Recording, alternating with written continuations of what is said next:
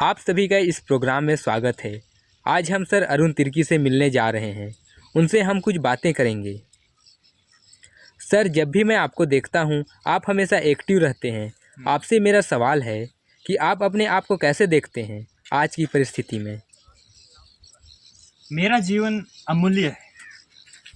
सिर्फ इसलिए नहीं कि मैं अपने खुद के लिए जीऊँ, अपनी इच्छाओं की पूर्ति करूं और अपनी जो जीवन की जो अय्याशी है उसको अकेले जीऊँ, इसलिए नहीं, बल्कि मैं जीवन में कुछ करके अपने कुछ लोगों की जो ज़रूरतमंद हैं उनकी मदद कर सकूं। ओके।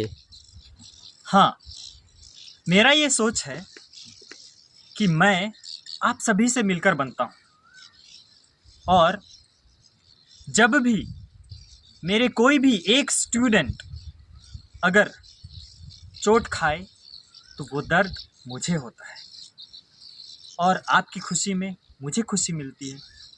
इसलिए मुझे लगता है कि मैं आप सभी से हमेशा खुशी में और दुख में मिलकर रहता हूँ और आपसे मिलकर बनता हूँ।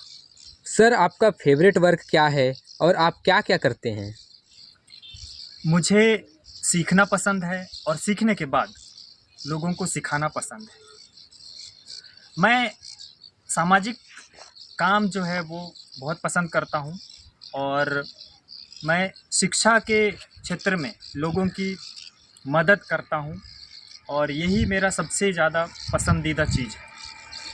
मेरे फ्री टाइम में मैं साइंटिफिक रिसर्च करता हूँ और कुछ प्रैक्टिकल्स करता हूँ, कुछ वीडियोग्राफी करता हूँ, कुछ फ़ोटोग्राफी करता हूँ, गाना लिखता हूँ, किताब लिखता हूँ। मुझे लगता है इन सभी से कहीं ना कहीं एक दिन मुझे अर्निंग हो जाएगी और इस एक्स्ट्रा अर्निंग से मैं चाहता हूँ कि जो बच्चे पिछड़े वर्ग के हैं, जो आदिवासी हैं, जो गरीब हैं, जो एकदम ही पढ़ाई लिखाई का महत्व ज़्यादा नहीं देते हैं, उनके पास पैसा नहीं है, इनकी सपोर्ट मैं कर सकूं, लोगों की इस तरह से मैं सेवा कर सकूं। तो इस तरह से मैं अपने आप को व्यस्त रखता हूं, काम के समय काम और फ्री के समय भी इस तरह का काम होता है मेरा। सर, आप तो बहुत अच्छी बात कह रहे हैं। ये सब आपका फ्यूचर प्लान है या ऐसा काम अभी शुरू करेंगे?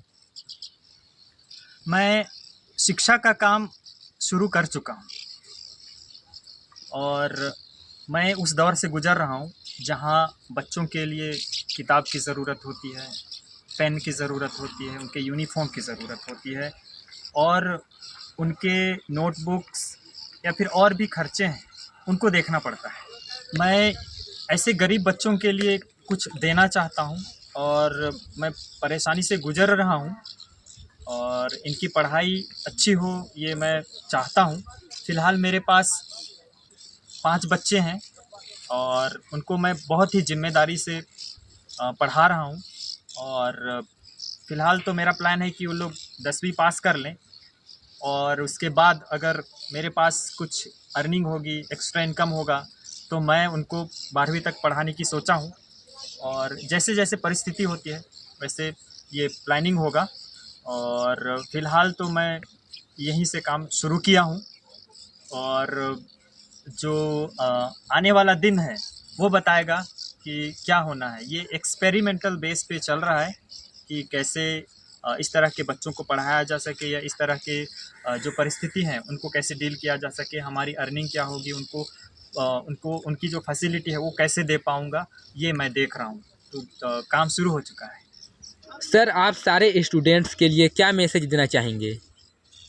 आजकल मोबाइल सबके पास है और छोटे बच्चे जो हैं ये नर्सरी से 8वीं तक के ये बच्चे ज़्यादा से ज़्यादा समय अपने मोबाइल में व्यतीत कर रहे हैं। इससे क्या होता है, पढ़ाई का जो समय है, मन है, वो डाइवर्ट हो जाता है। बच्चे एकदम से ज़्यादा एंटरटेनमेंट मोबाइल से लेना शुरू करते हैं, मन थक जाता है तो पढ़ाई में मन नहीं लगता है। तो सारे छोटे बच्चों के लिए मेरा मैसेज है कि बेटा आप सभी मोबाइल कम देखा करें और मोबाइल देखें तो टाइम से आप देखें और फिर अपने पढ़ाई में ज़्यादा ध्यान दें कि आपका रिज़ल्ट, आपका स्कोर अच्छा हो पाए, आपके 8वीं के रिज़ल्ट, आपके 5वीं के रिज़ल्ट अच्छा आएँ, ऐसा मेरा आप लोगों के लिए संदेश है। और जो 12th पास्ड आउट हैं, इन स्टूडेंट्स के लिए मेरा ये संदेश है कि पढ़ाई के साथ साथ इनको बैकअप में कुछ ना कुछ करते रहना चाहिए, कि जैसे ही पढ़ाई ख़त्म होती है और इनके पास जॉब नहीं रहेगा तो ये बैकअप जो प्लान था, बैकअप जो काम था, उसको स्टार्ट किया जा सके। तो आप सभी से रिक्वेस्ट है कि 12वीं के बाद आप कुछ ना कुछ बैकअप प्लान बना के रखें, और इससे क्या होगा कि जैसे ही आप पढ़ाई ख़त्म करेंगे आप अपना काम स्टार्ट कर सकते हैं, और इस तरह से आप बेरोज़गार नहीं रहेंगे। जैसी पढ़ाई ख़त्म होती, आपका काम आपको मिल जाएगा, आपकी अर्निंग स्टार्ट हो जाएगी, आपका जीवन अच्छा चलेगा। तो आप सभी के लिए मेरा यही संदेश है। थैंक यू सर, हम आपसे दोबारा मिलेंगे। आपको आगे के लिए all the best. Thank you so much. आप सभी को thank you so much for your love and support.